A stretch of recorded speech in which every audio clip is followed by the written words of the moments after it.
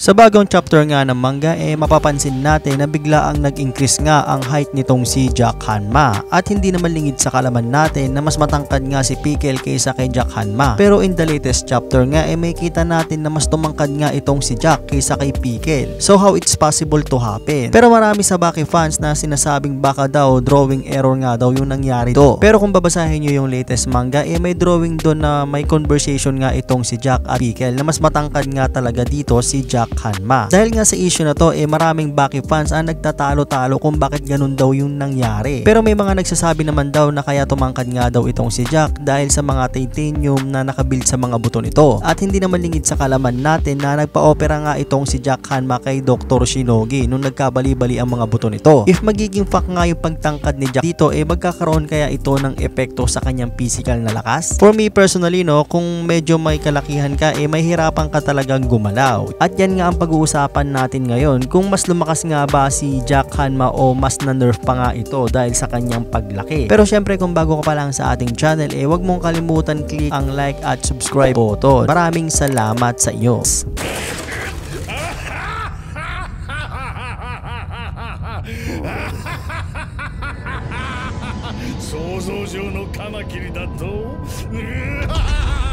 Anyways, isa sa pinaka-favorite character ko nga itong si Jack Hanma. Sinusubaybayan ko talaga ang paglakas nito kada chapter ng buhay nitong taong to. Medyo natuwa nga ako dahil malaki talaga ang in-improve ni Jack ever since sa pinakaunang chapter ng Baki, which is Baki the Grappler pa. At natuwa din ako dahil Jack has earned his father respect na matagal na niyang inaasam na mapansin siya ng ama nito na lumakas pa. At masaya nga din ako dahil na-achieve niya yun. At hindi naman lingid sa kalaman natin noon ay naa-addict nga ito sa pinagbabawal na gamot na kinadismaya nga ng ama nito na si Yujiro Hanma. Ang tanong, mas lumakas pa kaya si Jack Hanma sa bago nitong height? At isa-isahin nga natin yan. Kung totoo nga na mas tumangkad pa nga itong si Jack, for me personally, mag-i-increase lalo yung kanyang brute strength, allowing him to physical dominate his opponent more easily. At hindi lang brute strength ang madadagdag dito. Ultimo, pati mga frontal attack na makakalaban nito ay hindi na gaanong tatalab since mas tumangkad at lumaki nga si Jack. At mas lalaki pa nga ang muscle nito na the greatest mass ay magbibigay sa kanya ng superior endurance at durability na kayang mag-absorb ng mga stronger blow nang hindi gaano magsasuffer sa damage sa kanya. At nakita nga natin ito during laban nila ni Kosho Shinogi nung ginamitan siya ng cord cutter technique ni Kosho na hindi man lang tumalab sa katawan ni Jack. At isa din sa makikita ko mag-i-improve kay Jack yung kaya nitong i-resist yung mga submission technique. Kahit ikaw personally kung makakaharap mo si Jack hindi mo kakayaning i-submission si Jack sa sobrang laki nitong taong to. At nakita nga natin ito during laban nila ni Sukune na halos mahirapan mag-grab ni Sukune yung buong katawan ni Jack sa sobrang laki nito. Pero since sumo wrestler nga itong si Sukune nagawa pa rin itong i-body slam si Jack Hanma. At isa din sa mga advantage ng pagtangkad nito ay yung advantage din nito sa mga smaller opponent. At yung sinabi ko nga kanina na baka mas bumagal nga dito si Jack dahil sa pag-increase ng height nito hindi totoo yon. Dahil napatunayan ko during laban nila ni Sukune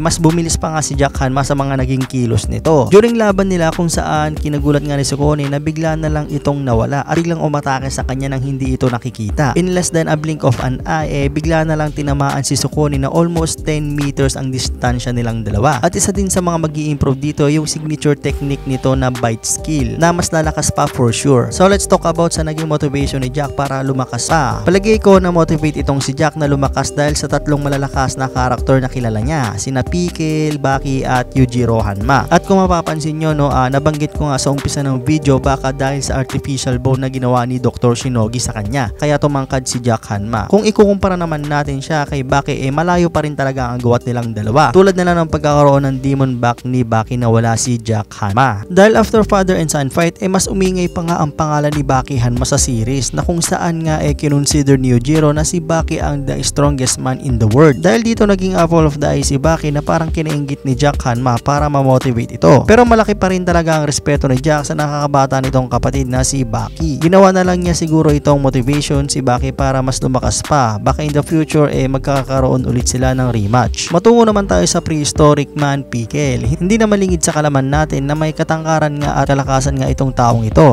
Once naging apple of the eye nga din itong si Pickle nung natagpuan nga ito sa isang yelo. Isa din sa naging motivation ni Jack ito ngang si Pickle. Dahil in the first place nilabanan niya agad ito para maging apple of the eyes naman din si Jack Hanma. But unfortunately tinalo siya ni Pickle sa underground arena. At napahiya nga dito si Jack Hanma sa pagkatalo nito kay Pickle. Since then, naging obsessed na si Jack Hanma sa pagtitraining nito para masurpass nga niya itong si Pickle dahil pinahiya siya nito. Even bite skill nito ay pinalakas niya ng husto. Na pati nga ngipin nito ay ginawa nitong titanium para mas tumibay pa. Na para lang masurpass nga niya itong si Pickle. Hindi na malingid sa kalaman natin na naubos nga yung ngipin niya nung nagkagatan sila ni Pickle mouth to mouth. Dahil doon pinaghandaan ulit ni Jack na magkaharap ulit sila ni Pickle someday. Pero nung nagkita ulit sila ni Pickle somewhere, niyakap niya lang ito at nagpasalamat. Meaning lang noon ginawang motivation ni Jack si Pickle since din natalo siya nito. At kinausap din niya si Pickle if ever maglaban nga daw sila ulit, ready na nga daw ang kanyang mga ngipin sa laban. At hindi na siya mapapahiya pang muli. Tungo naman tayo kay Yujiro Hanma. Ginawang motivation ni Jack si Yujiro dahil lagi na lang siya nito ang ini-ignore since then. Lagi niyang pinapatunayan sa sarili niya magiging worth it siya bilang isang member ng Hanma. Pero lagi na lang silang pinagkukumpara ni Baki na hindi nga daw pure yung blood ni Jack Hanma as Hanma. Until recently lang napansin nga ni Yujiro ang improvement ni Jack Hanma. Dahil sa isang chapter ng Bakirahin nga makikita nga natin na nagkaroon sila ng isang dinner ang mag-amang Jack at Yujiro na si mismong Yujiro pa ang nag-invite kay Jack para sa dinner. That time nga naramdaman ni Jack ang pagiging ama sa kanya ni Yujiro Hanma. At sinabi din sa kanya ni Yujiro Hanma na malaki nga daw ang pinagbago ni Jack simula nung una. At kinatuwa naman ito ni Jack Hanma. During pag-uusap nga nila nabanggitin ni Yujiro yung bite skill ni Jack ay kinonsider niyang isang martial arts at ipagpatuloy nga lang daw ito at enhance pa. At dahil dito nga ginawa niya motivation ito kaya mas nag-improve pa ngayon si Jack Hanma. At dahil sa tatlong karakter na nabanggit natin talagang na-motivate nga dito si Jack. Pero if ever yung naging height increase ni Jack ay galing sa surgery may negative side effect din ito para sa kanya. Dahil kung puro surgical na lang ang laman ng katawan ni Jack parang may limit na lang ito gamitin sa laban or need ng mga chemicals para mas tumagal pa sa laban. As of now wala pa naman tayo nakikita na side effect na nakikita sa kanya sa mga nagiging laban nito sa manga. Mas nakakatakot kasi if ever puro surgical na lang lahat ng bone ni Jack mas prone ito na mabali agad unlike sa natural bone. Pero mas kakaiba kasi yung endurance ng katawan ni Jack kapag nababalian ito ng mga buto nagre-recover agad ito in a week unlike sa mga normal na tao na almost a year bago ito ma-recover. And as of now wala pa tayo nakikitang nagtitake pa rin ito ng mga steroid. Pero sa Baki Kengan Ashura bigla na lang din itong sumuka si Jack Hanma during laban nila ni Kore Ryan. At nadismaya nga din ako dahil parang humina si Jack sa laban nilang dalawa. Parang naging na-nerf yata dito si Jack Hanma kasi alam naman natin kung gaano kalakas si Jack Hanma pero parang natalo siya dito sa laban nila ni Kore Ryan. Meaning ba nun mga pre patuloy pa rin bang gumagamit si Jack ng mga pinagbabawal na gamot? Pero kung gumagamit pa rin si Jack nito malaking factor talaga sa physical health niya yon. Unlike kay Baki na may natural ang lakas. Pero kung sa analytical perspective masasabi natin na naging obsessed si Jack sa pagpapalakas ng katawan through artificial mean na konektado sa psychological brain ni Jack. Kaya ba ano sa palagay nyo kay Jack Hanma? Comment your opinion down below. At syempre if this video is interesting to you huwag mong kalimutan i-like ang video na to. At alam nyo ba masaya na ako sa isang like nyo dahil na-appreciate ko yung effort na ginagawa ko sa mga video natin. So see you in the next video guys. Maraming salamat. Peace.